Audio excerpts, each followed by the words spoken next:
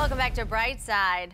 4 days, 15 separate votes. The House of Representatives finally naming Kevin McCarthy its new speaker just after midnight on Saturday morning. It was a late one. Yes, it was. The conversation continues. We've been talking a lot about this. And joining us now is 10 Tampa Bay political expert Lars Hafner. Good morning to you, sir. Good morning. Oh, my goodness. We've gone in commercial breaks to kind of break this down, but we brought you in, the expert, to give us the latest on this situation and kind of explain what this division is all about. Well, there truly was chaos in Washington, D.C. in the House of Representatives last week, as we actually went several days without a form of our government. And so things that could have approached and happened during those times really could have put things out of whack. But fortunately, they finally got the job done, even though in doing that, they're creating future chaos here, as they have now created a setup of not only bipartisanship that's not happening, but a third group, which is the Freedom Caucus, who seems to be controlling everything. With that in mind here, McCarthy, as you're seeing him on screen right now, and Saturday, feels like yesterday, finally taking over with the leadership role. But what would you say he's doing it with? Very weakened, right? A lot of concessions made.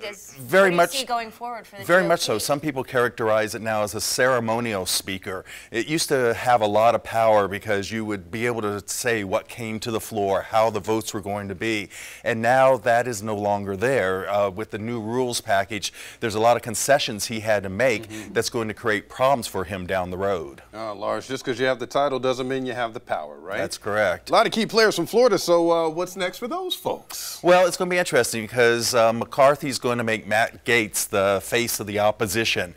And those that don't like him, that's who McCarthy's going to continue to keep pushing forward, maybe more so even than the anti-Kevin people. And so we're going to see a lot of Gaetz juxtaposed with McCarthy over the next 2 years, because now with the new rules change, one person, and we know there's at least 5 people, and at one point in time there's 20 individuals who could call for a new speaker vote, which would oust McCarthy if that's what they chose to do. Interesting what you're saying right now, because some people were arguing that the hope was that this would bring the GOP together. Ultimately, you say no way.